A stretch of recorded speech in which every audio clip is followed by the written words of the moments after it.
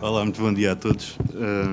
Sejam bem-vindos a esta sessão, a esta mesa redonda em que temos por objetivo fazer aqui abordar o novo Estatuto do Serviço Nacional de Saúde e as expectativas que gera em algumas carreiras estruturantes do Serviço Nacional de Saúde. Portanto, a discussão passa agora para um nível mais médio. Saímos da discussão da aplicação prática de medidas e de projetos e passamos para a estruturação do próprio sistema de saúde. Começava naturalmente por agradecer ao Conselho de Administração do CHU o convite para moderar esta mesa.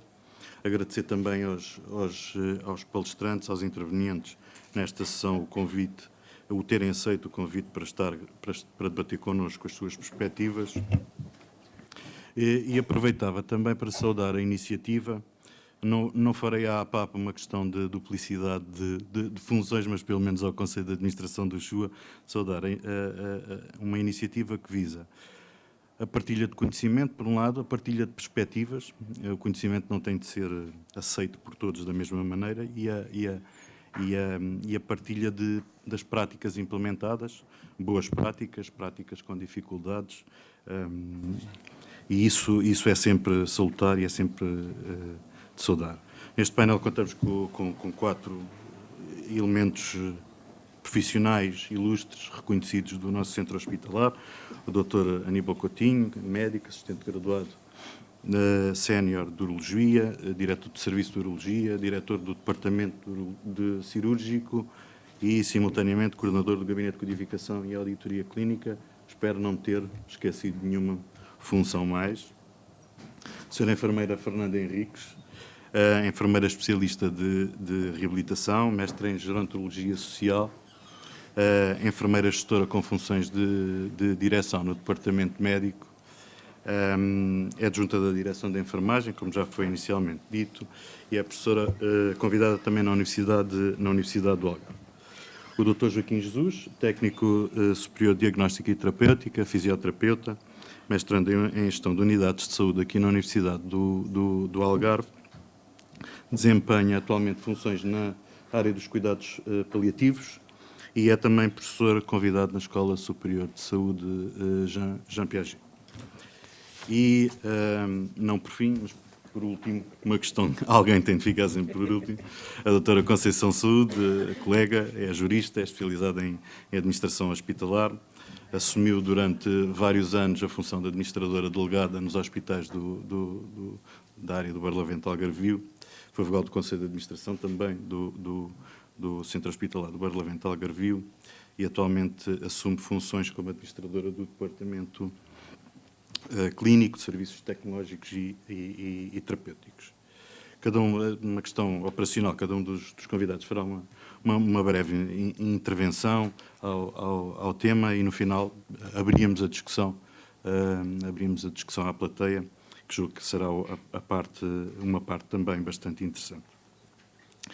E antes de passar a palavra, eu acho que gostava de deixar aqui 4 ou 5 tópicos sobre o novo Estatuto do Serviço Nacional de Saúde e que parecem ser aqueles que trazem alguma inovação relativamente ao que tínhamos, ao que vinha de trás e que já tinha há 30 anos, com algumas remodelações no caminho. O primeiro é o esvaziamento completo das competências das administrações regionais de saúde e a implicação que isso tem na perda da capacidade, ou potencial perda de capacidade de gerir regionalmente respostas a necessidades que são regionais.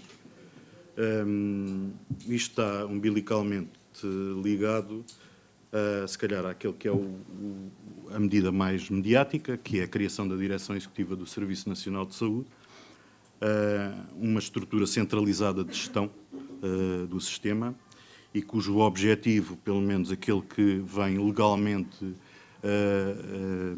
definido, é o de coordenar o Serviço Nacional de Saúde, o de assegurar uma articulação dos prestadores do Serviço Nacional de Saúde, no sentido de trabalharem em rede, mas também funções de gestão operacional, ou mais operacional, não lhe chamaria operacional tout court. A gestão operacional da Rede Nacional de Cuidados Continuados e Integrados e a gestão operacional da Rede Nacional de Cuidados Paliativos. Um terceiro ponto, se calhar não tão relevante, o da alteração da natureza jurídica dos ACES, que passam a ter autonomia administrativa e patrimonial e passam a responder diretamente à Direção Executiva do Serviço Nacional de Saúde. Um ponto possivelmente muito importante, mas que ainda não está regulamentado, que tem a ver com a questão dos recursos humanos, que tem a ver com o regime de dedicação plena. Ficou previsto um processo ainda a regulamentar, como disse, começará previsivelmente pela carreira médica, mas prevê-se poder ser alargada às restantes carreiras do Serviço Nacional de Saúde. Eu acho que é muito importante porque abre aqui a porta à possibilidade de associarmos a retribuição ao volume assistencial de cada um dos prestadores, à qualidade dos cuidados de que cada um dos prestadores assegura e aos resultados em saúde. Eu acho que isso é muito importante se queremos melhorar o Serviço Nacional de Saúde. Por fim, uma nota que acho que é confirmatória relativamente à Lei de Bases de Saúde é a primazia e a prioridade da gestão pública do SNS, ficou também no Estatuto do SNS novamente vincado. Portanto, estes 5 pontos eu espero que possam, de alguma maneira, ajudar à discussão e sem mais, agradecendo o convite e terem aceito participar, passava a palavra ao Dr. Aníbal para a intervenção para a sua intervenção.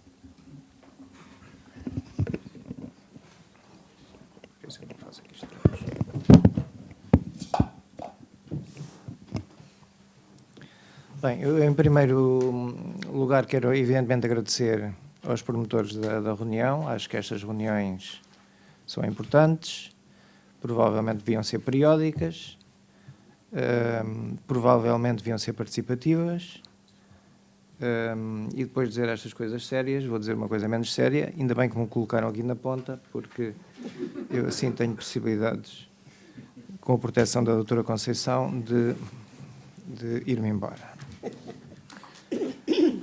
Tenho-vos a dizer que é lógico haver um novo estatuto do SNS, ele veio tardiamente. E porquê é que ele veio tardiamente? Porque a realidade que nós tínhamos há cerca de 30 anos é completamente diferente de que temos atualmente. Portanto, e essa realidade é uma realidade não só de geograficamente onde estamos, mas também politicamente essa mesma alterações que houve e mesmo socialmente, e depois também o que é que se está a ocorrer, nomeadamente na Europa, em termos de saúde, ou seja, há envelhecimento de população, há prevalência de determinado tipo de patologias e, portanto, os nossos focos provavelmente não serão tão, em termos técnicos, tão idênticos como eram há 30 anos atrás. Passando a essas considerações, eu trouxe um livrinho, e este livrinho eu trouxe-o por causa da doutora Patrícia. Porque a doutora Patrícia não gosta que eu diga que quando a gente tem dúvidas vai aos livros. Ela não gosta disso. E então eu hoje provocatoriamente trouxe este livrinho. Andei lá a escarafunchar, lá na minha caótica biblioteca. Este livro, curioso, não é o livro mais velhinho que lá está. Mas este livro é muito interessante porque é de 1996, 3 anos depois do nosso estatuto, que naquela altura já era um marco importante em algumas coisas que lá dizia, não é? Se o revisitarmos, vamos perceber que alguns dos seus autores já morreram, e isso dá-nos alguma humildade, porque também nos vai acontecer quando um dia houver um novo estatuto. Esperemos que uma reunião destas não volte a ocorrer quando houver um novo estatuto, mas que haja mais anualmente. E depois, por outro lado, também não deixa de ser interessante que há notas aqui absolutamente fantásticas e repetimos muitas vezes chavões, repetimos ideias, mas que a inovação, e às vezes tanto localmente como centralmente como regionalmente, não existe. Portanto, nós estamos às vezes um bocado cristalizados no nosso dia-a-dia, ou pelas dificuldades do cotidiano, ou por tudo isso. Pronto. Duas ou três palavras engraçadas que são aqui muito importantes. Uma, e que eu penso que é fundamental, é de facto o prestador-pagador não ser a mesma pessoa. Que era uma ideia que aqui era extremamente importante e que era muito vincada e que hoje se mantém, uma vez que vivemos mais num sistema nacional de saúde do que num Serviço Nacional de Saúde. Depois, os aspectos e as preocupações ligadas à humanização, que eram muito vincadas, por exemplo, neste livro, e que se falava imenso no Estatuto, e bem, e aqui também se fala, e é importante. Se pensarmos nos cuidados que atualmente prestamos, estamos muito longe dessa humanização. Provavelmente até regredimos nos últimos anos. Depois, por outro lado, uma coisa que eu acho maravilhosa, e que é das coisas mais giras, eu vou-vos transcrever, vou-vos falar por transcrever, não tinha que escrever. E que diz o seguinte: relativamente às mudanças do modelo de gestão, a separação prestador-pagador foi definida pela totalidade dos gestores e economistas da saúde, estes senhores, bem como a introdução de competitividade concorrencial entre organizações, nomeadamente públicas e privadas de saúde. Isto é que é importante. Porque eu também alinho nisso de haver competitividade, até porque se houver competitividade público-privado, uma vez que vivemos num serviço misto, evidentemente que vamos ter melhoria na qualidade e nas prestações. Mas para termos competitividade, temos que ter regras iguais. Uns não podem ter a casa fechada e os outros a casa aberta. Não podemos ter sistemas de financiamento diferentes. Eu, por exemplo, vejo o estatuto e pergunto: epá, porreiro, este estatuto é mesmo fixe. Mas, então e os grupos hospitalares? Então, e o pagamento diferenciado dos vários grupos, nomeadamente o grupo D, que é o grupo mais complicado e onde temos os hospitais com mais déficit. E que alguns deles até têm áreas de influência maiores do que alguns do grupo E. Então, e como é que nós queremos dar autonomia de recursos humanos com essas diferenças? Por isso, este estatuto precisa urgentemente de que os 180 dias que os legisladores se despachem, porque, entretanto, estivemos em agosto e eu estava a dizer aqui ao meu querido amigo Bruno, e é mesmo querido, nós somos muito amigos, então, mas já se passaram 180 dias e a única coisa que fizeram foi o estatuto da direção executiva. Então, e as outras coisas mais importantes, nomeadamente o plafond de 2,5 milhões de euros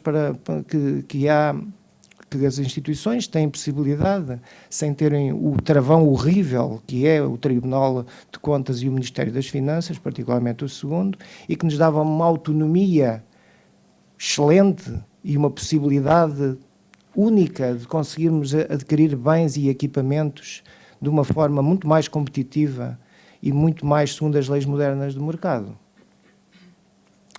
Bem, eu prometi ao Bruno não estar aqui a chatear muito e, além disso, em relação à dedicação plena, eu acho, desculpem o chavão, eu acho uma anedota o que está aqui, porque não é propriamente o modelo que eu considero lógico, e eu pergunto, então, mas vamos ter pessoas em dedicação plena e os outros, os não plenos, não trabalham.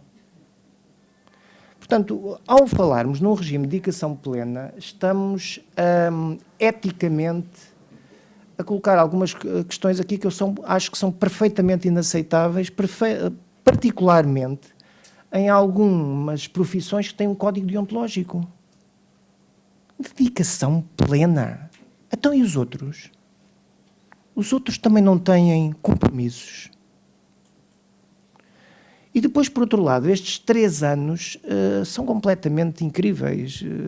Está-se em dedicação plena 3 e depois o Conselho de Administração acha que não, porque não atinge objetivos, porque era não pleno. Eu acho que isto, de facto, talvez seja a única grande crítica que eu faço em relação ao Estatuto, seja isso. O Estatuto abriu uma porta, como o Bruno disse, esvaziou as competências das ARS, infelizmente não fez aquilo que devia fazer, que é extingui-las, porque é verdade, e de facto estamos sem saber bem o que é que... Ou seja, não podemos criticar, porque nós vimos um assanhamento de parte de setores de direita e de setores de esquerda, de setores sindicais, que não há grande lógica de fazermos assanhamento, porque nós não temos regulação, porque passaram os 180 dias e nós estamos ávidos de informação.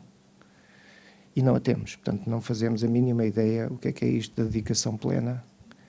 E provavelmente vai ser mais um flop, porque mais uma vez os conselhos de administração vão viver espartilhados, com orçamentos perfeitamente ridículos, com passivos que nunca mais se resolvem, com formas de adquirir bens e equipamentos perfeitamente aberrantes, ou terem provavelmente plafons para vencimentos camuflados em plafons de bens e equipamentos, porque temos prestadores.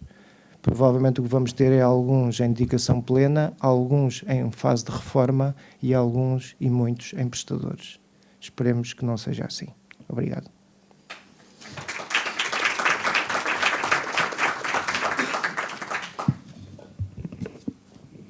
Depois da acidez tradicional do Dr. Aníbal, passo à doçura também tradicional da senhora enfermeira Fernanda Henriques. Portanto, agradecendo obviamente a intervenção do Dr. Aníbal. Senhora enfermeira. Muito obrigada. Bom dia a todos. Gostaria de agradecer a oportunidade de estar aqui, agradecer à doutora Patrícia que me interessou o convite, agradecer aos membros da mesa e agradecer à organização e por nos trazer este evento aqui ao Algarve. E como já foi dito, muito precisamos de partilhar e estamos aqui muito distantes. Quando me convidam para vir falar sobre o novo Estatuto do Serviço Nacional de Saúde, que expectativas, eu cheguei a uma altura e pensei assim, que expectativas, muito poucas. Nós, enfermeiros, estamos muito mal. Mas depois, entretanto, resolvi fazer algumas coisas. Portanto, eu não sou daquelas pessoas que digo que este estatuto não nos traz nada de positivo. E tentei perceber e encontrar aspectos favoráveis para vivermos de uma forma positiva e felizes.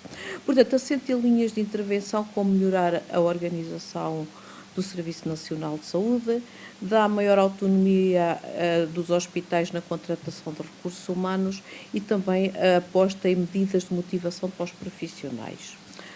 É verdade que, quanto aos recursos humanos, eles apostam na contratualização individual, na valorização do desempenho e também na melhoria do acesso dos doentes, gerando isto tudo motivação para os profissionais. Aqui, quanto à motivação para os profissionais, eu tenho algumas dúvidas, porque a motivação é intrínseca, não parece muito bem que seja um decreto que venha aqui muito falar em motivação. Aposta em dotações seguras, todos nós queremos dotações seguras a todos os níveis e tendo muito presente que dotações seguras não é só o número de pessoas, mas também é as competências desenvolvidas naquela área de prestação de cuidados e também é importante, portanto, as qualificações académicas e as pessoas refletirem sobre o que é que andamos a fazer, o que é que queremos fazer. Aposta num funcionamento eficiente, todos nós queremos, e num funcionamento sustentável, e já tivemos aqui um bom exemplo de um trabalho feito no Serviço de Gastroenterologia de Portimão.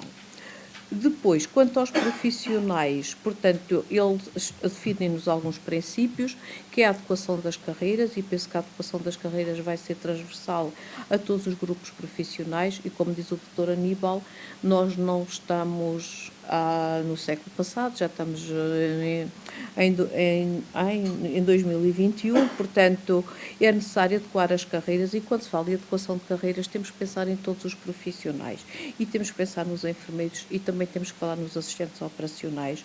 Nós temos muita falta de pessoas, portanto, que nos deem apoio. As nossas instalações precisam de ser limpas, higienizadas, os nossos doentes precisam de ser transportados. Nós também nos esquecemos do problema dos transportes, se calhar eles também não têm uma carreira, são uns, portanto, é necessário aqui pensar em todas as pessoas, porque nós somos uma equipa mesmo pluridisciplinar. E quando eu penso aqui também não é carreira, mas ter muito presente, na atualidade nós também temos que pensar muito nos nossos doentes, nas nossas pessoas doentes, nas suas famílias e nos cuidadores, porque senão nós não vamos atingir aquilo que se propõe. Há uma garantia da equidade, que aqui temos outro problema na garantia da equidade, sim senhora, mas pensar que o nosso país está todo desproporcionado, portanto há déficit de recursos humanos muito mais num lado do que no outro, nós temos muito mais déficits com certeza de enfermeiros no Algarve do que outras zonas do país, assim como médicos, etc, etc. A promoção do trabalho em equipa, focado na melhoria e no estado de saúde da população, as pessoas estarem todas canalizadas, todas vestirem a camisola e realmente perceberem o que é que vamos fazer neste período, o que é importante. Tivemos aqui o exemplo do trabalho apresentado do Serviço de Nefrologia e valorizar todos os profissionais. Enquanto todos os profissionais numa equipa não forem valorizados, eu penso que nunca vai haver motivação e as pessoas acabam por não trabalhar todas para o mesmo foco. Portanto, depois o Sistema Nacional de Saúde aponta e assenta nos princípios da disponibilidade, da acessibilidade e da aceitabilidade. Portanto, disponibilidade, tem que haver disponibilidade sim, mas quem dá a disponibilidade são os nossos recursos humanos.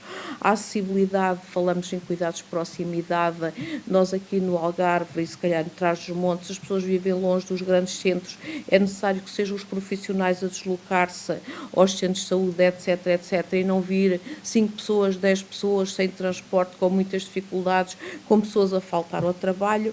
A aceitabilidade terá que ser nossa, mas também dos próprios utentes, e a qualidade, eu não sou muito especialista em qualidade, mas fala-se muito em qualidade e esquece muito que qualidade em saúde para mim assenta muito, a qualidade na prestação de cuidados é o cuidado no momento certo, com a pessoa certa, com o equipamento e com o material certo naquele momento.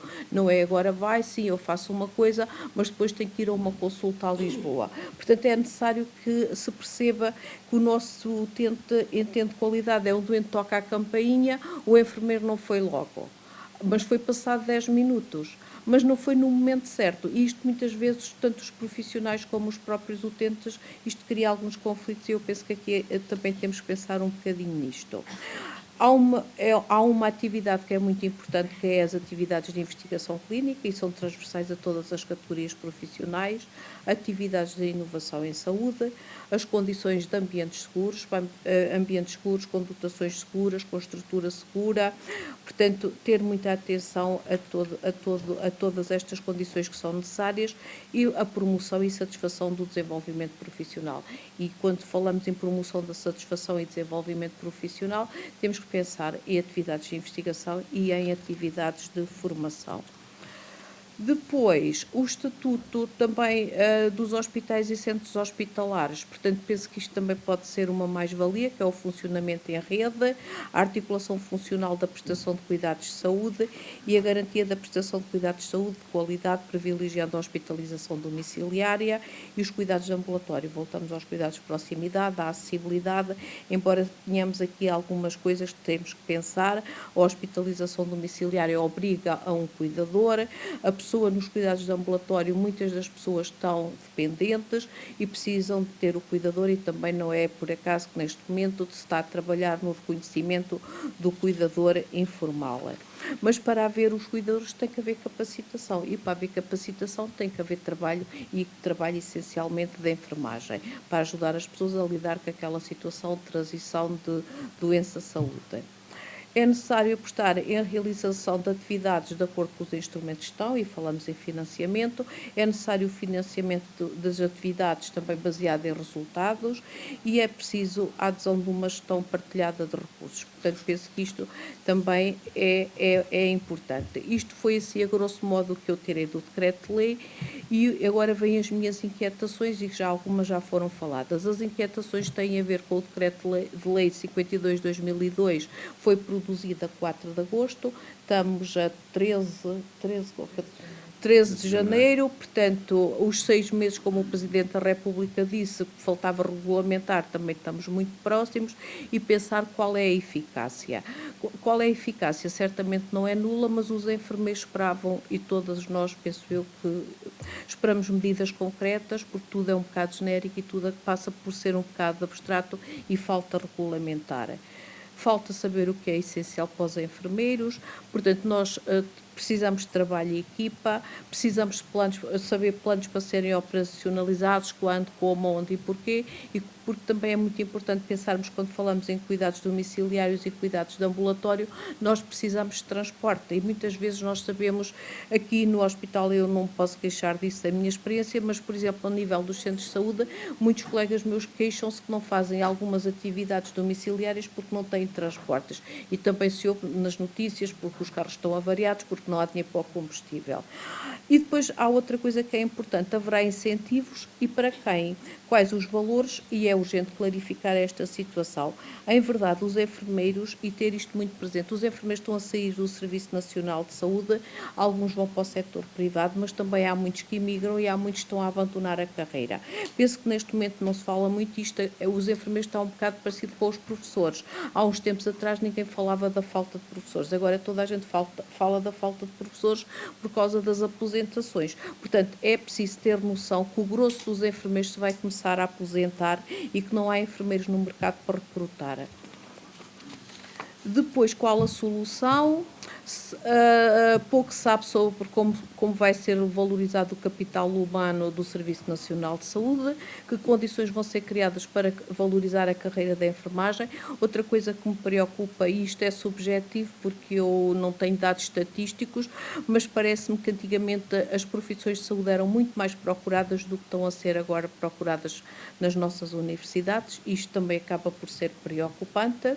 Há estudantes que ingressam nos cursos e depois acabam por mudar de curso. Isto porquê? Porque a carreira da enfermagem neste momento é pouco atrativa e as condições de trabalho não são as mais favoráveis.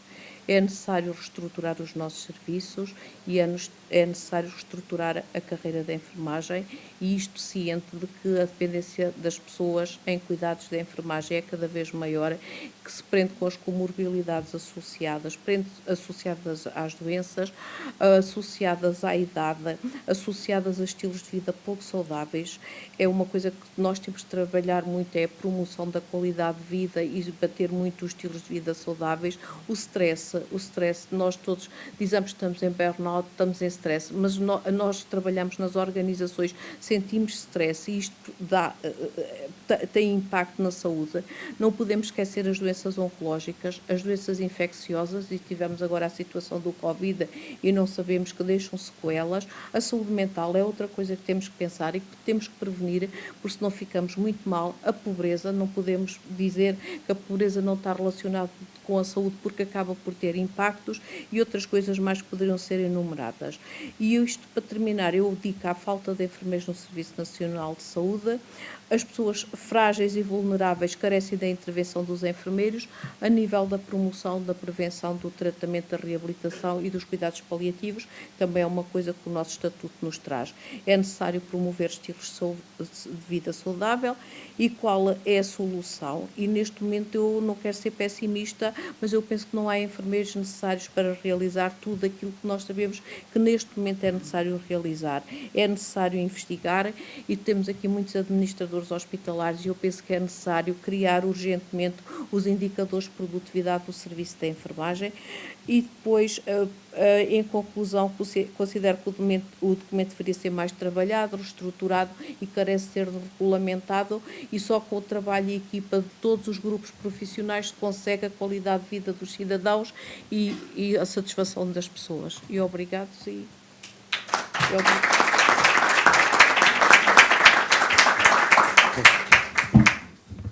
Obrigado, Sra. Enfermeira, e com as dúvidas do impacto do Estatuto do SNS na área da enfermagem, que a Sra. Enfermeira transmitiu, passava agora a palavra ao Dr. Joaquim Jesus.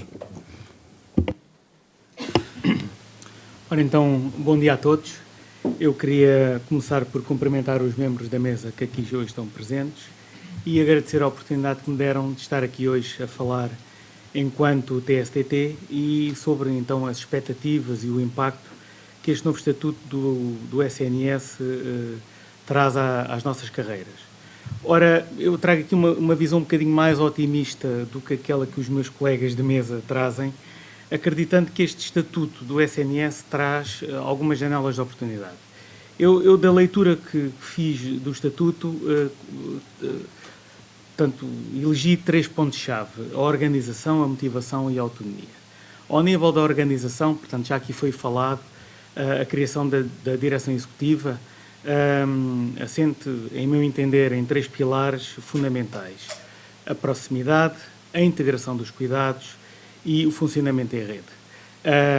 Tal e qual como o Expresso dizia ontem, parece-me estar uma mini-revolução do SNS a caminho.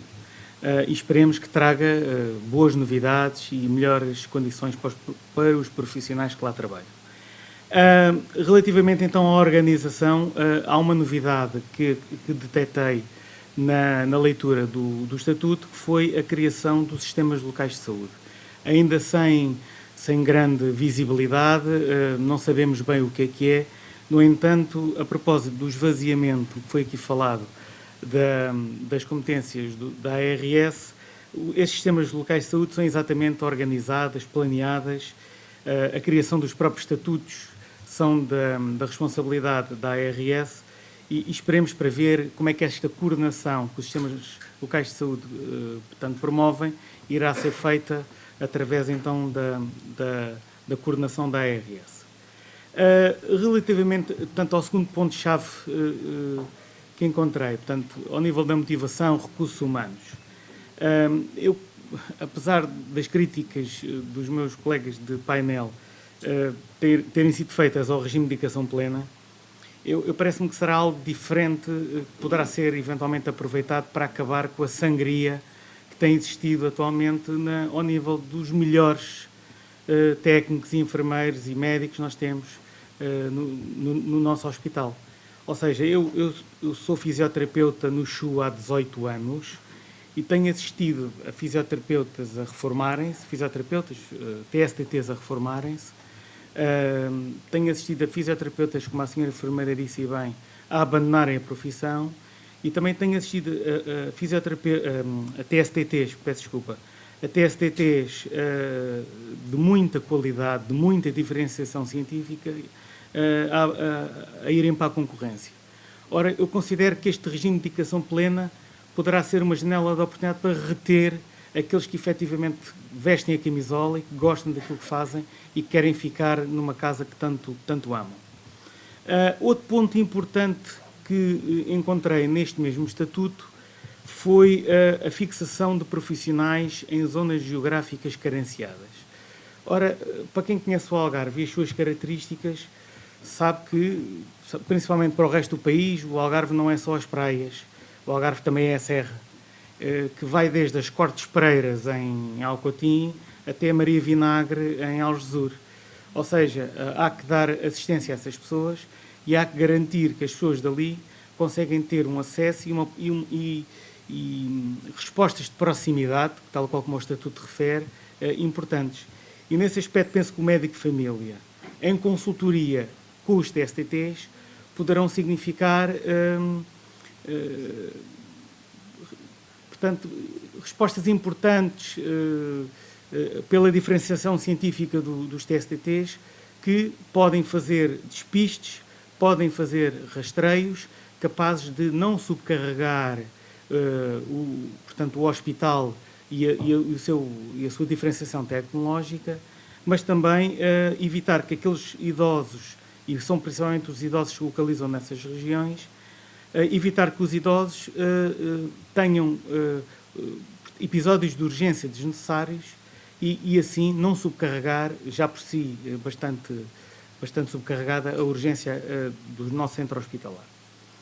Ora, relativamente ao terceiro ponto da autonomia, já aqui foi falado então da autonomia que os ACES passam a ter, da possibilidade de poderem contratualizar em contrato de programa diretamente com a ACSS, uma novidade imensa relativamente ao estatuto anterior, E, portanto, aproveitando esta autonomia e puxando a brasa, desculpem-me a expressão, aos TSTTs, das 5 estruturas que estão aqui existentes portanto, nos ACES, os TSTTs estão presentes em 3. Nas unidades de cuidados à comunidade, nas URAPs e nas unidades de saúde pública. Ora, eu queria me centrar aqui basicamente nas URAPs e naquilo que elas representam, daquilo que há pouco falei, nas respostas de proximidade. E falava em concreto de um exemplo, de um bom exemplo, que o Centro Hospitalar colaborou, portanto, no ACES Sotavento, num programa de reabilitação respiratória de proximidade. Ok?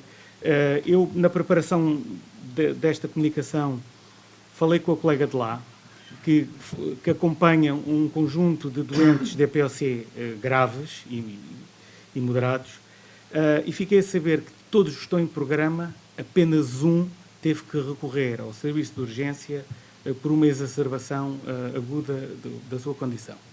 Ou seja, se não, vamos só imaginar, se não existisse este programa de reabilitação, quantos não teriam vindo ao hospital somente para fazer oxigênio? Ok? Portanto, esta aposta nos técnicos superiores de diagnóstica e terapêutica, e isto ninguém trabalha sozinho, é numa equipa multidisciplinar, com o médico de família, o especialista do hospital que vai, portanto, ao centro de saúde, a integração dos cuidados na sua essência, psicólogo, técnico de cardiopulmonologia, portanto, uma equipa multidisciplinar consegue levar um programa adiante de extrema qualidade, capaz de evitar que estes doentes tenham períodos de exacerbação e tenham que recorrer mais uma vez ao hospital sem necessidade. Ou seja, esta aposta nas URAPs, nas unidades de recursos essenciais partilhados, penso que será uma boa janela de oportunidade para que a autonomia dos ACES aproveite. Relativamente às URAPs também, os TSTTs não se ficam apenas por este programa, há outras situações também importantes que podem ser aproveitadas, nomeadamente ao nível dos técnicos de ortótica cujos rastreios visuais infantis, e também importante os rastreios da retinopatia diabética. Okay? Fazendo um bom rastreio, fazendo um rastreio adequado neste tipo de doentes, a quantidade de consultas de especialidade no hospital se evitariam da oftalmologia pelo facto desses rastreios existirem. Ok? Portanto, eu sou um crente e eu acredito muito nos TSTTs, naturalmente, e penso que a aposta neste tipo de situações trará valor, quer aos profissionais, às populações e ao próprio centro hospitalar. Ok? Outros rastreios também importantes, já existentes ao nível dos higienistas orais, os rastreios orais infantis, também importantes de forma a evitar que situações mais graves se instalem. E, ao fim e ao cabo, tudo aquilo que eu estive aqui a falar é aquilo que muitas vezes vem referenciado no Estatuto, que são os ganhos em saúde e os ganhos potenciais em saúde. Ok? E penso que aqui os TSTs podem ter uma palavra a dizer, no meu otimismo, relativamente à melhoria do sistema. Relativamente aos hospitais, concordo com aquilo que foi dito aqui na mesa, em grande parte. Há um pormenor que vem mais evidenciado neste novo Estatuto, que pode trazer aqui alguma expectativa relativamente aos técnicos de diagnóstica e terapêutica e aos outros profissionais, que é a implementação dos centros de responsabilidade integrado.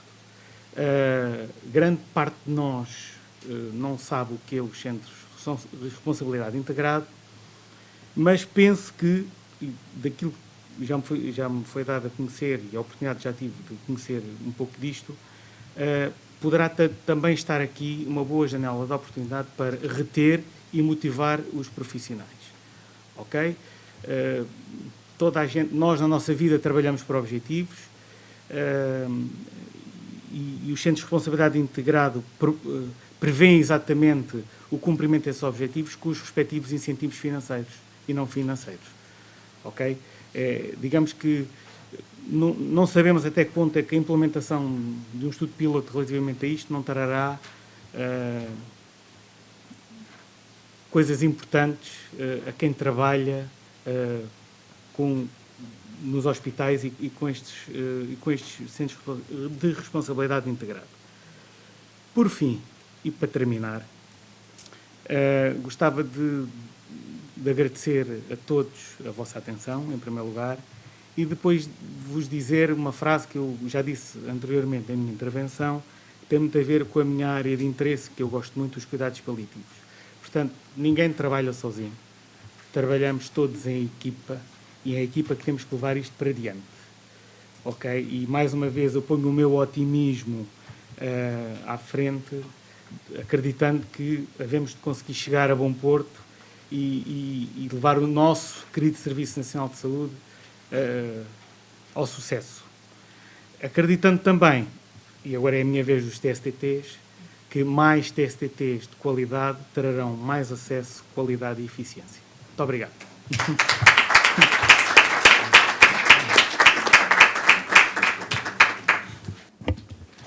Obrigado, Dr. Joaquim. Levantou aqui algumas questões que eu próprio já tinha sinalizado, principalmente no que toca à proximidade de cuidados, à integração de cuidados, a esta distinção de níveis de cuidados, saúde primários, cuidados hospitalares, que eu acho que são poderiam ser muito interessantes discutir se tivéssemos tempo. Passava sem mais tempo, sem mais demoras, a palavra à doutora Conceição. Muito obrigada, caro colega. Agradeço ao Conselho de Administração o amável convite para participar neste evento, à direção da APA, que aqui representa a Associação dos Administradores Hospitalares, por esta iniciativa de se aproximarem dos hospitais, porque é uma oportunidade, efetivamente, como já aqui foi referida, de conhecerem a realidade deste caso, aquela em que nós vivemos. E passando à expectativa, quero fazer aqui uma pequena correção. Eu portanto, não represento aqui a expectativa dos administradores hospitalares, mas é a minha, é de uma administradora hospitalar e, portanto, os meus colegas aqui presentes. Isto de ficar para o fim, vou evitar repetir alguns aspectos que já aqui foram referidos.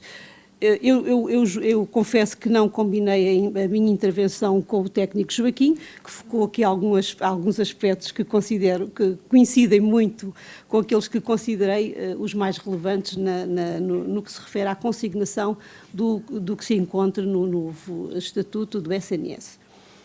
Eu creio que, apesar das dúvidas que todo o documento nos suscita, que há uma clara intenção de melhorar a organização do SNS.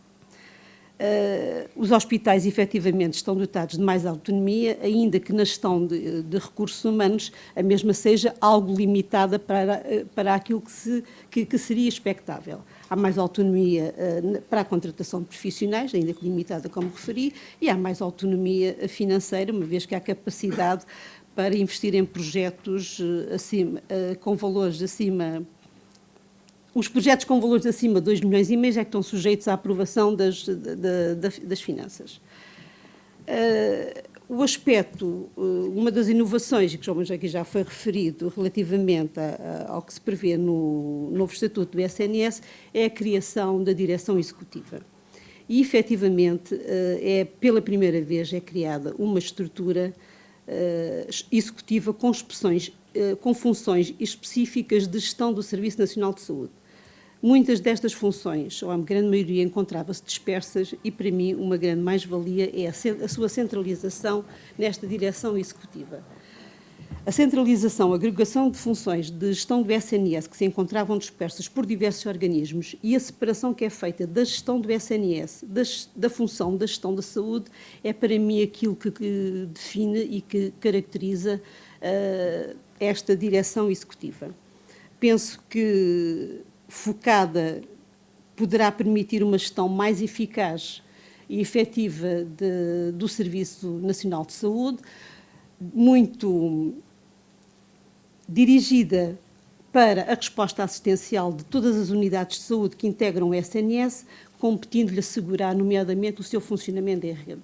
Eu penso que é extremamente relevante a atualização e a revisão das redes de referenciação hospitalar como forma de partilha de recursos e de melhorarmos o acesso. A grande incógnita, e aquela com que seguramente muitos de nós nos debatemos, mas é uma das minhas grandes incógnitas, é saber como é que será feita a operacionalização das competências atribuídas à direção executiva face às competências de outros organismos, assim como a articulação da sua atuação com os estabelecimentos e serviços de saúde. Vamos aguardar o desenvolvimento da sua atividade, mas, de facto, é uma das incógnitas que decorre da criação desta direção executiva, quanto a mim. Iria focar um outro aspecto que me pareceu também extremamente relevante e que já aqui foi falado e abordado pela visão realista do Dr. Aníbal, relativamente ao regime de dedicação plena, que numa primeira fase é de aplicação aos profissionais médicos e que será de aplicação gradual e progressiva a outros grupos profissionais. Eu espero, francamente, enquanto administradora hospitalar, que seja rápida esta aplicação gradual e progressiva, porque se vejo aspectos positivos nesta medida, no sentido de incentivar a fixação de profissionais, motivar e contribuir para a melhoria do acesso, receio que estes objetivos não sejam tão facilmente ou não sejam alcançados se este regime não abranger outros profissionais. E, portanto, uma medida que, sendo positiva, terá que ser gradual e progressivamente aplicada, sob pena de poder gerar algum descontentamento e desmotivação pela desigualdade de tratamento na aplicação deste regime apenas a um grupo profissional. É o meu entendimento.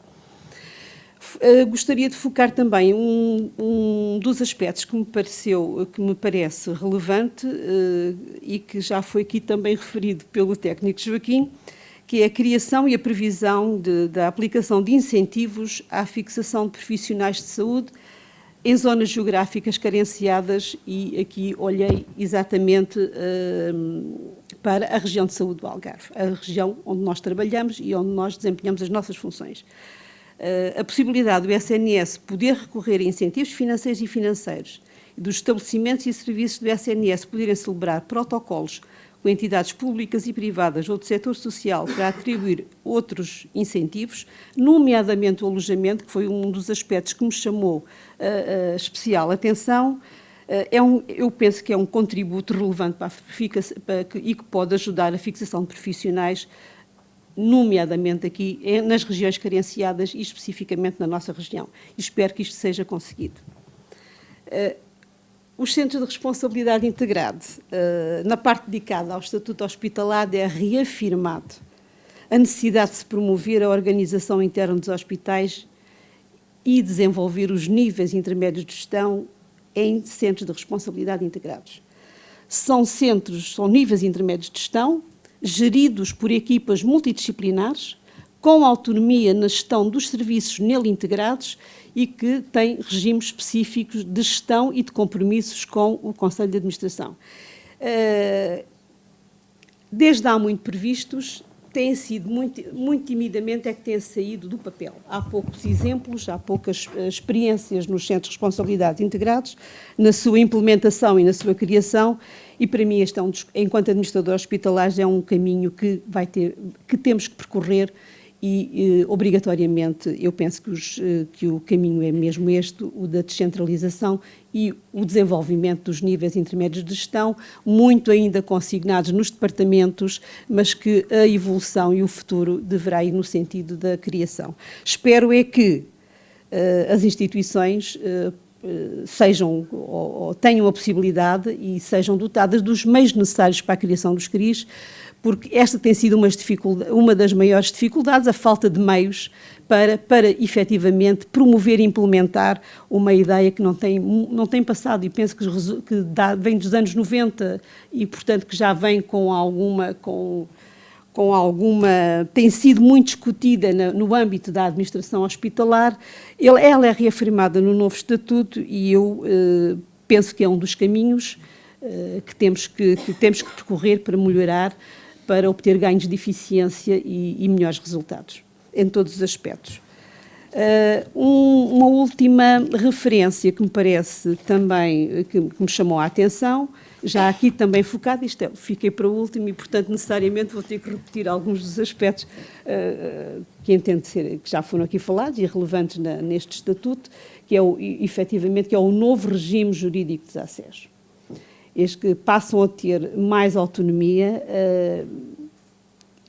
e, de facto, surge aqui, penso que é uma janela de oportunidade. Eu penso que esta alteração jurídica poderá permitir uma maior autonomia de atuação e espero que possa gerar mais valias, nomeadamente na simplificação e no relacionamento com os hospitais, promovendo-se uma articulação entre os hospitais e os centros de saúde, facilitar a comunicação, aproximar. Aliás, esta dificuldade de comunicação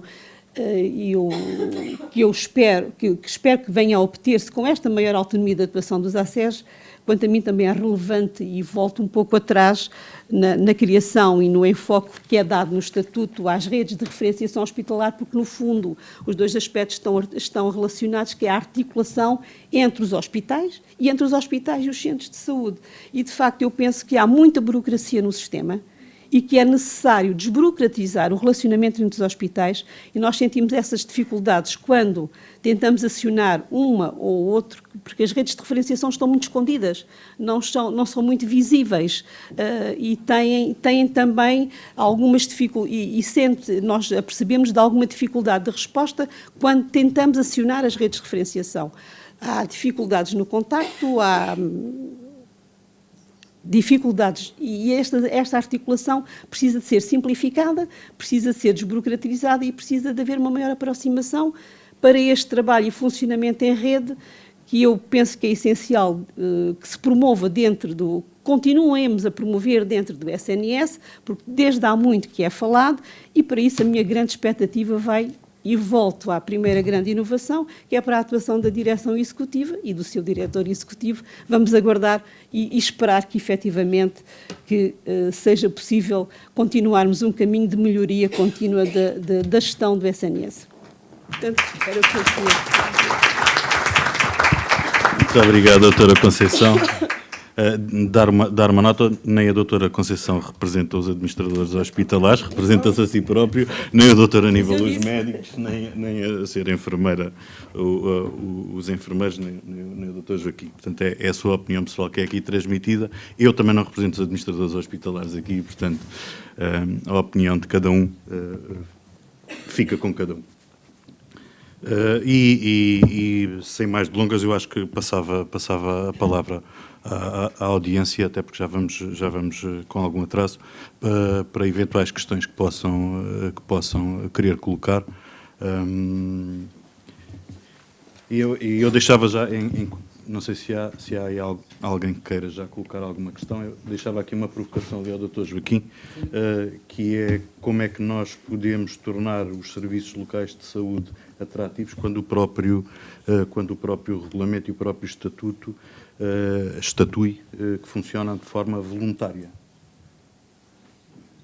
E, portanto, funcionam de forma voluntária, os seus membros não são retribuídos pelas funções que lá são desempenhadas. Isto é uma dificuldade objetiva. Como é que nós conseguimos alocar recursos humanos aos serviços locais de saúde, aos sistemas locais de saúde, ao desenvolvimento dos sistemas locais de saúde, quando parte de uma base voluntária de colaboração de entidades no terreno. Portanto, há uma boa intenção, e acho que é, e nisso concordo plenamente consigo, a sua densificação é que eu acho que se torna difícil quando o regime é voluntário e gratuito por parte de quem colabora nos sistemas. Pois, efetivamente, está aí uma lacuna importante que o Dr. Bruno acaba por responder automaticamente, ou seja, todos nós sabemos das dificuldades que temos todos os dias na nossa atividade, e ter que acrescentar ainda mais essa atividade àquilo que todos nós fazemos todos os dias torna-se ainda mais. Quando eu acho que, e agora mais uma vez é a opinião pessoal, quando muitos das pessoas que eu às vezes ouço esta expressão, ele não faz nada, está ali no gabinete. ok? Quem está no gabinete está a pensar nas coisas. E quem pensa nas coisas acaba por, a jusante, obterem-se resultados importantes, ok? Porque se organizam pessoas, se organizam métodos, se organizam instituições, e esse voluntarismo acaba por ser, em meu entender, uma lacuna grande que o Estatuto tem. Alguma questão da audiência? Posso comentar alguma coisa? Com certeza que sim, Sr. Dr. Horácio, o nosso diretor clínico, para os mais desatentos. Não sou diretor clínico neste momento, sou médico gastroenterologista e, portanto, não posso, obviamente, nem comprometer o diretor clínico naquilo que eu digo, nem muito menos o Conselho de Administração que eu integro. Eu sempre fui radical, mas gosto de falar a verdade. Para mim, não gosto de discutir nos cinzentos, gosto de discutir entre o preto e o branco. E eu, sinceramente, acho que andamos aqui com rodeios e com um discurso, diria, politicamente correto, quando nós não temos resposta às questões essenciais. Desde logo, a separação de setores. Quer dizer, nós queremos um sistema misto de saúde, ou queremos um sistema essencialmente público e com um serviço privado complementar, ou não. Esta é uma questão fundamental. O sistema concorrencial é uma treta que resulta sempre a favor do privado. Isso está demonstrado em todo o mundo. O privado seleciona os melhores clientes, aliás, tem os melhores clientes, porque é os que têm o dinheiro, seleciona as patologias e, portanto, o modelo concorrencial é sempre drenar dinheiro do público para o privado. Pronto, essa é a questão. Portanto, é uma questão política de fundo que se deveria, enfim, tem que resolver, os políticos têm que resolver, nós médicos trabalharemos no sistema que houvermos, porque o que sabemos é fazer medicina, não é? Depois, a dedicação plena. Mas o que é essa treta da dedicação plena? A dedicação plena é não ter coragem de assumir a dedicação exclusiva, porque em qualquer serviço, digamos, público, em qualquer Estado, digamos, diria, mais evoluído, as pessoas ou são funcionários públicos, se estão no serviço público, ou não são funcionários públicos. E, portanto, vai-se continuar a ter estas meias tintas de profissionais a fugirem de um lado, digamos, para o outro. Depois, muitas das coisas que aqui se falaram já são coisas que já existem. Quer dizer, as redes de referenciação existem há muitos anos, não é agora. O funcionamento em rede, os outros também funcionam em rede. Já no Porto, em Lisboa, e não sei o quê. Só quem não funciona em rede, porque não temos rede, somos nós aqui no Algarve. Quer dizer, enfim, vamos ao fundo, não é? E depois, outra coisa que não se ataca é, dentro do sistema público, ainda voltando aos CRIs, os CRIs têm um impacto, digamos, relativo. Neste momento, os profissionais cada vez se guiam mais pelo dinheiro, como todos nós, enfim, o dinheirinho conta para todos. E é uma questão essencial, quer dizer, não é só a camisola, não é só as condições de trabalho, as condições de trabalho contam muito, obviamente, sabemos disso, mas na essência está sempre o dinheiro. E há que analisar se vale a pena ter um CRI, por exemplo, quando eu tenho um sistema, por exemplo, de recuperação de lista de espera. Quer dizer, os médicos, por exemplo, não são iguais. Há médicos que vivem de fazer horas extraordinárias, por exemplo, na medicina interna. Quanto mais melhor, e aquilo está, digamos, está a render. Há outros que vivem de fazer privada, em algumas especialidades, portanto, querem tempo livre para ganhar mais os trocos lá fora, porque nunca será compensador cá dentro, por mais, digamos, incentivos que eu possa dar. E há outros que vivem de recuperação de lista de espera.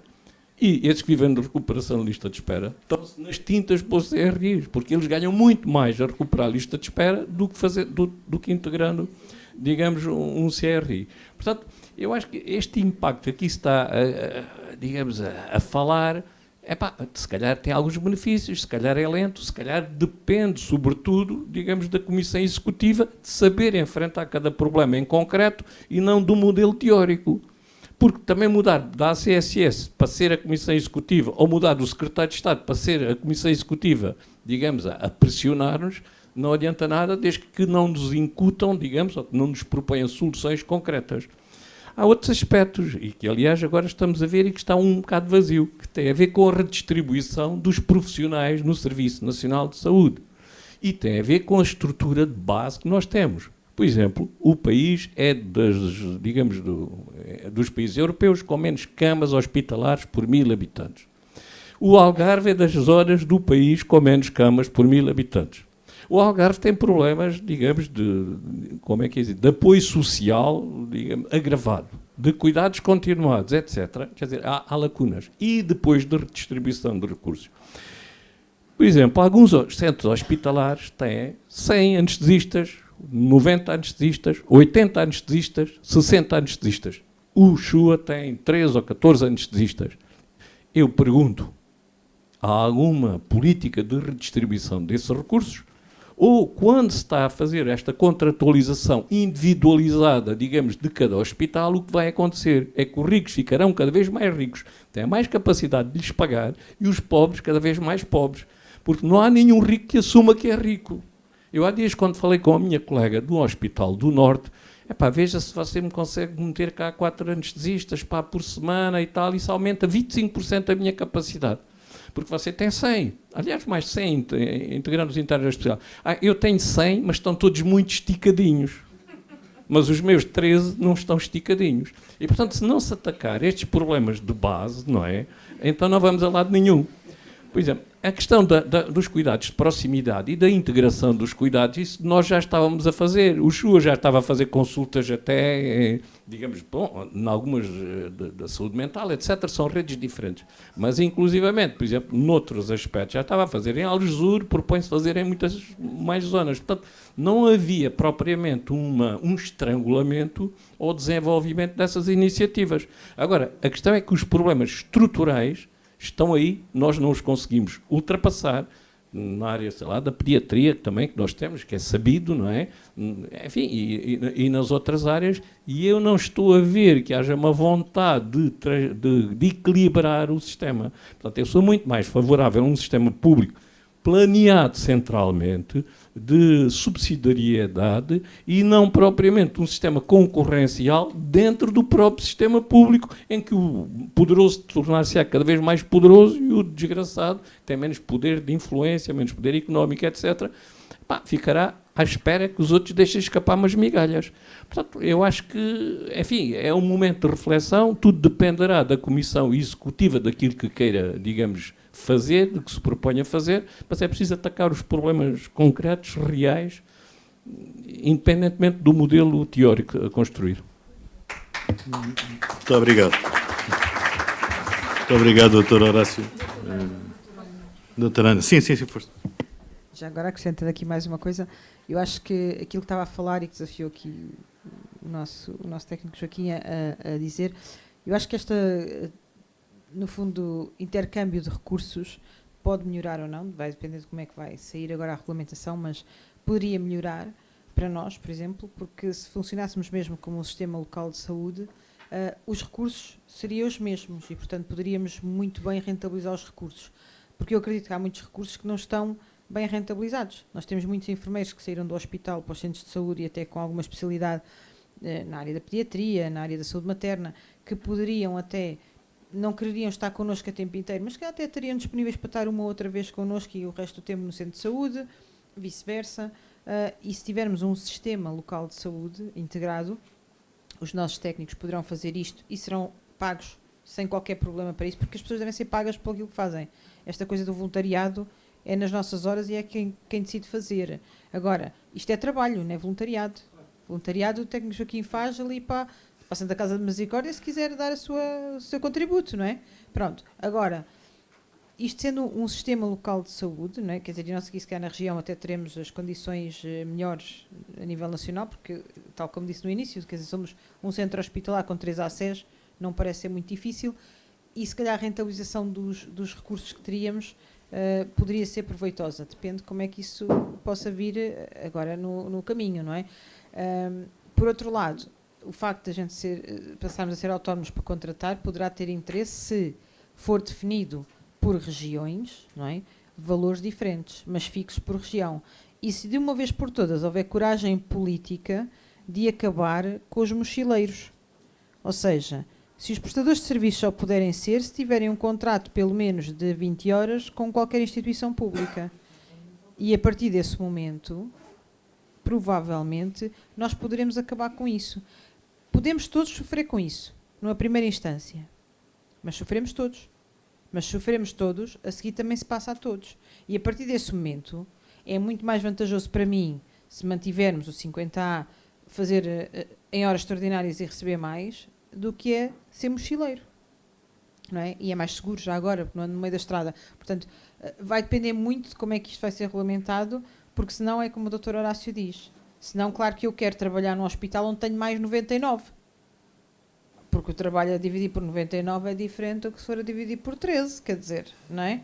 Ora, bom, está bom de ver, não é? Portanto, claro que quem tem mais gente continuará sempre a ter mais facilidade de contratar, e para os que têm mais nunca vai chegar. E para nós que temos menos, nunca vamos ter gente que possa vir trabalhar connosco se não tivermos esta diferenciação.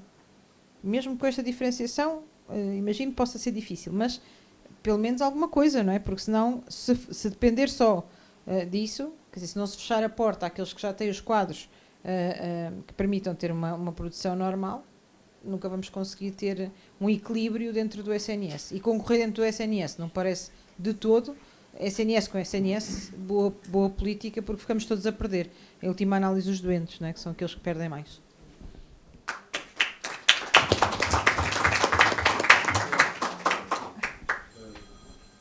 Leandro Luís, estão-me a ouvir?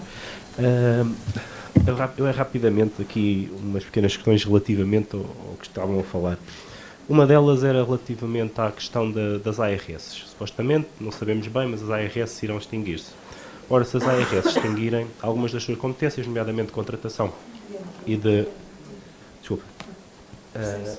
Nomeadamente de contratação e depois de avaliação do cumprimento contratual que fazem, serviços, bens, passará para os ACES.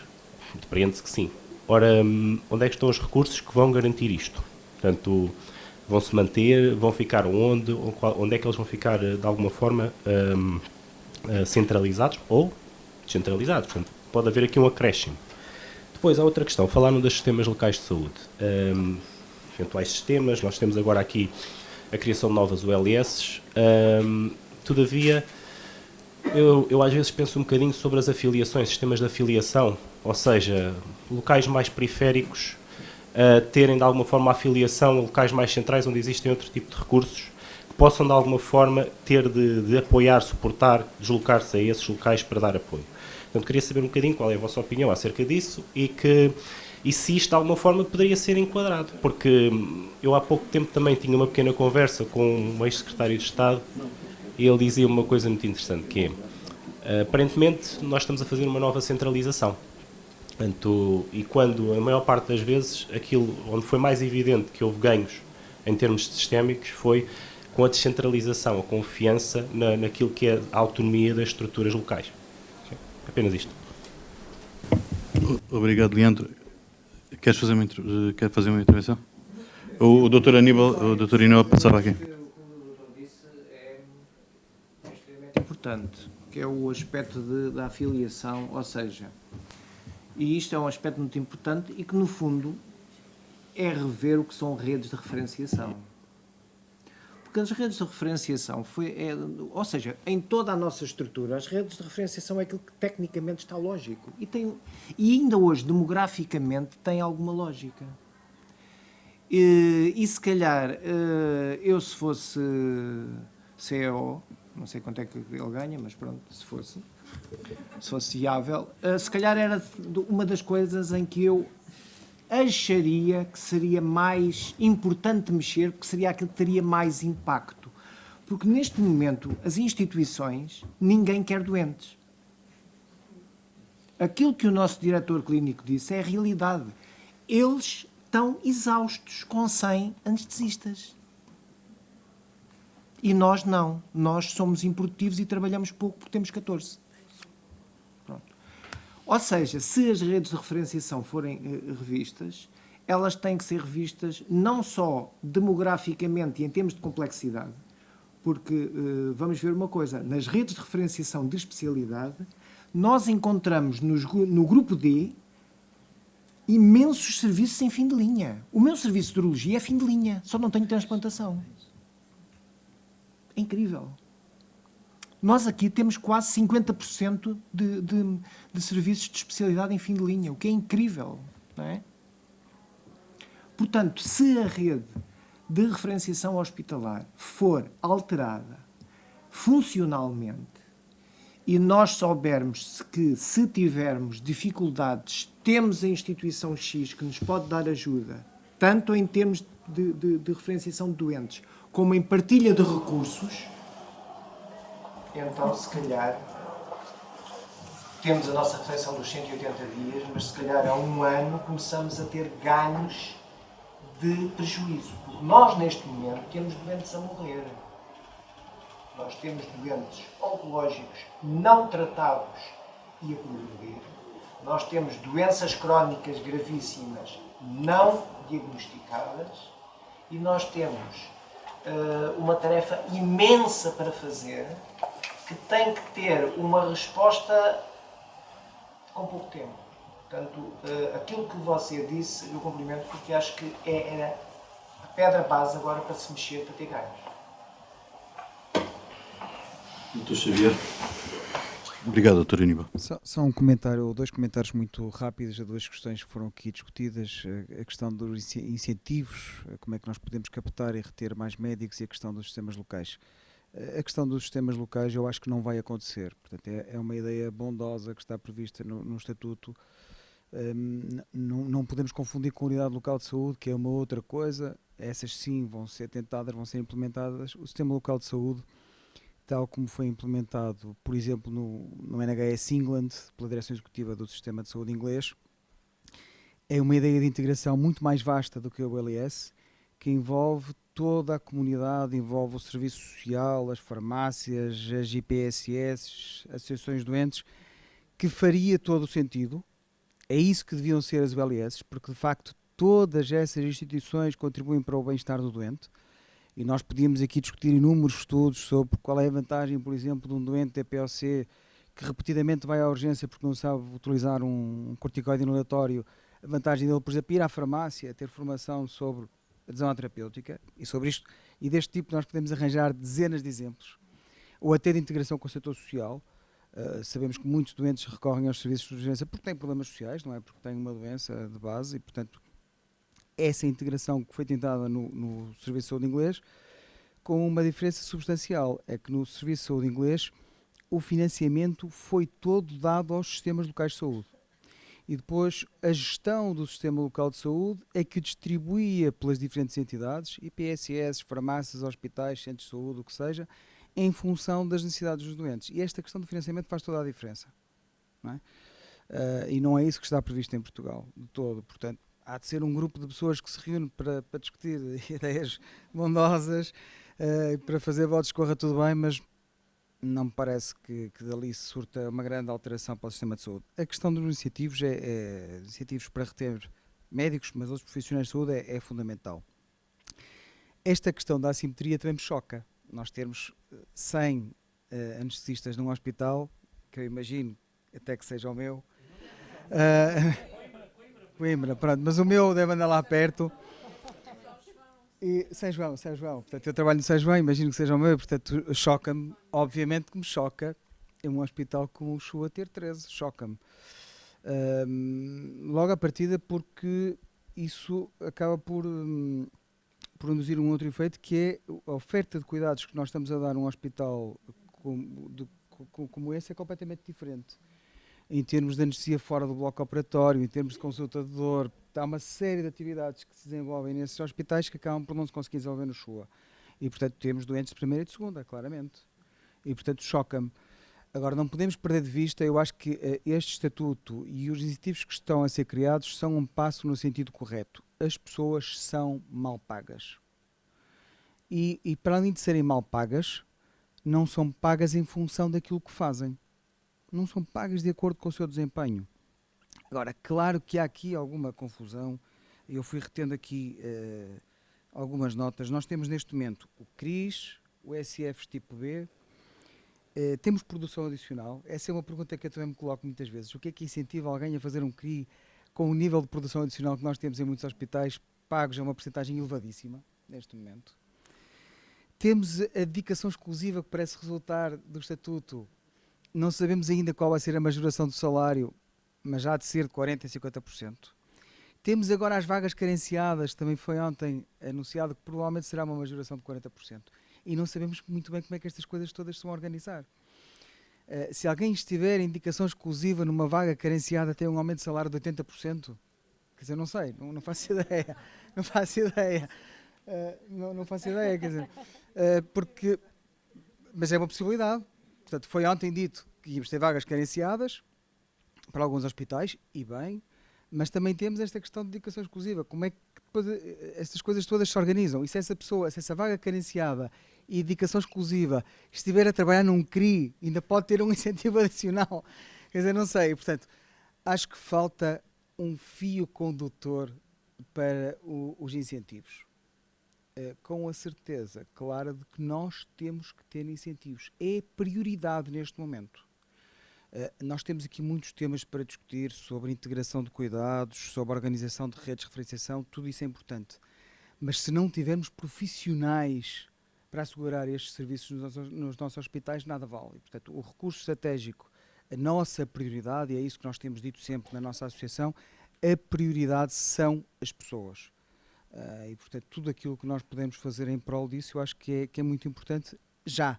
Portanto, não é para ser discutido daqui a uns meses, tem que ser já. Porque as pessoas todos os dias estão a abandonar o Serviço Nacional de Saúde. E, portanto, a assimetria é importante, mas preocupa-me ainda mais as pessoas que estão a abandonar o Serviço Nacional de Saúde para ir para o privado, para ir para outros sistemas de saúde. Nós tivemos há pouco tempo num hospital em Abu Dhabi, na Cleveland Clinic, que tinha 40 médicos, tinha 40 profissionais de saúde portugueses, muitos médicos, que estavam a ganhar, como imaginam, 10, 20 vezes mais que aquilo que ganham em Portugal. E, portanto, isso preocupa-me muito mais. A sangria do Serviço Nacional de Saúde preocupa-me ainda mais do que a assimetria entre hospitais. E, portanto, concordo convosco que é preciso um fio condutor, mas os incentivos são fundamentais.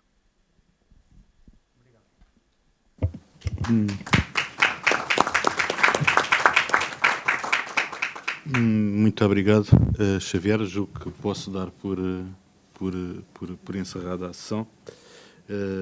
Talvez sinalizando que apesar de todas estas dúvidas, todas estas questões que se mantêm, o facto de haver alguma mudança, o facto de haver discussão da mudança, isso significa que o Serviço Nacional de Saúde continua a ser fundamental para os profissionais que aqui estão, mas para a sociedade portuguesa e para os cidadãos, em última instância. E, portanto, resta-me a mim, pessoalmente, desejar que esta mudança conduza o Serviço Nacional de Saúde, se calhar, a um nível de satisfação dos profissionais, a um nível de satisfação dos utentes, a um nível de qualidade dos cuidados prestados mais elevado, na certeza, porém, de que não passa de uma esperança nesta fase pela ausência de regulação. Portanto, eu agradecia a todos a participação que tiveram na mesa. Muito obrigado e até uma próxima oportunidade.